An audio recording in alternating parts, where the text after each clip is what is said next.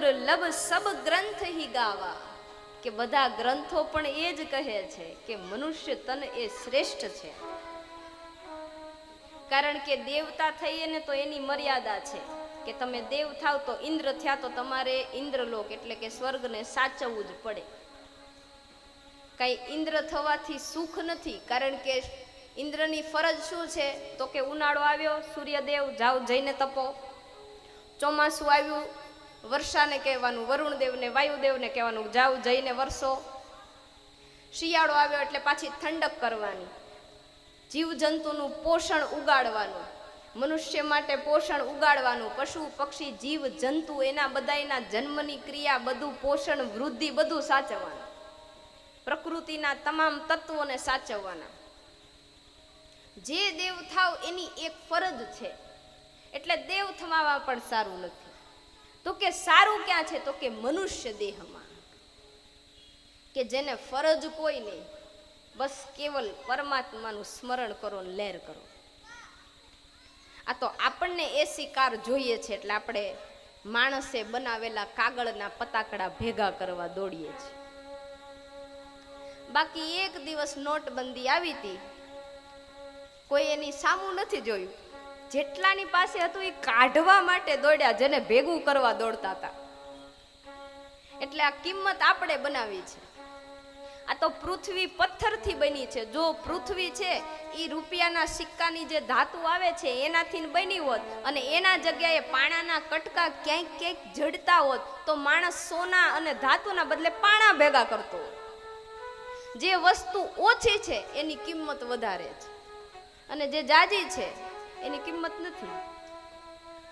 ધૂળને કોઈ તિજોરી મૂકે મુઠ્ઠી ભરીને? હા, એક વાત છે કે ઈ ધૂળ ઈ રેતી જો રમણ રેતીની હોય તો મંદિરમાં મૂકે, પૂજામાં મૂકે, કબાટમાં તિજોરીમાં મૂકે ને આખા ઘરમાં છાંટે. આ આધ્યાત્મિક ભાવ છે. એટલે વસ્તુ અને એના પ્રત્યેના ભાવથી વસ્તુની કિંમત વધે ને ઘટે છે. ચોખા ઈના ઈ હોય પણ એની ખીચડી બને તો એ અશુભ કહેવાય, પણ એની ખીર બને તો એ શુભ માનવામાં આવે. ખીચડી તો કે કોઈના મૃત્યુ સમયે વિધિમાં વપરાય. આપણે ત્યાં લગ્ન પ્રસંગ સારું કાર્ય થાય ને ત્યારે પહેલા મુહૂર્તમાં મગને લાપસી બનાવે, અને જો ભૂલથી નહીં ખીચડી બનાવાઈ ગઈ હોય તો પેલાના ગઢિયા તો ઝઘડો કરતા ખીચડી બનાવાય જ કેમ.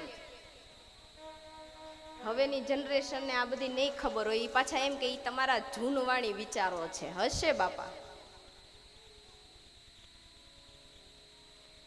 તો અહીંયા દ્વારિકાવાસીઓએ ભગવાનનું સ્વાગત કર્યું છે અને અહીંયા શ્રી સૂતજી કહ્યું કે ઉત્તરના ગર્ભમાં જે બાળક પરીક્ષિત હતા એમનું હવે નામકરણ માટે બ્રાહ્મણોને બોલાવવામાં આવ્યા છે કે આમનું નામ પાડો અને આમનું જીવન કેવું જશે એનું કથન કરો. અને ખરેખર એવા જ્યોતિષીઓ પેલા હતા, હજી કોક હશે કે જે કહી દેતા અને આ વ્યક્તિના જીવનમાં આમ થશે અને એ થઈને જ રહેતું. તો પરીક્ષિત મહારાજનું નામકરણ તો કાલે થઈ ચૂક્યું છે ને આજે એમના જન્મનું કથન કહે છે કે આ બાળક પ્રજાનું રક્ષણ કરનાર, બ્રાહ્મણોનું હિત કરનાર, સત્ય પ્રતિજ્ઞા વાળો, અગ્નિ જેવો અસહ્ય, ધનુર્ધારીઓમાં અગ્રેસર, સિંહ જેવો પરાક્રમી અને પૃથ્વી જેવો ક્ષમાવાન થશે. પણ અંતે જ્યોતિષીઓએ, બ્રાહ્મણોએ એક વાત કપરી કરી કે બધું બરોબર છે પણ એક ગ્રહ એવો છે જેના કારણે આ બાળકનું મૃત્યુ સર્પદંશથી થશે. એટલે જન્મના ગ્રહ નક્ષત્ર પણ બહુ મોટી ભૂમિકા ભજવતા હોય છે. જે બાળકનો જન્મ મૂળ નક્ષત્ર અથવા અતિ ગંડાત યોગમાં થાય તો એને વિધિ ફરજિયાત કરાવી લેવી.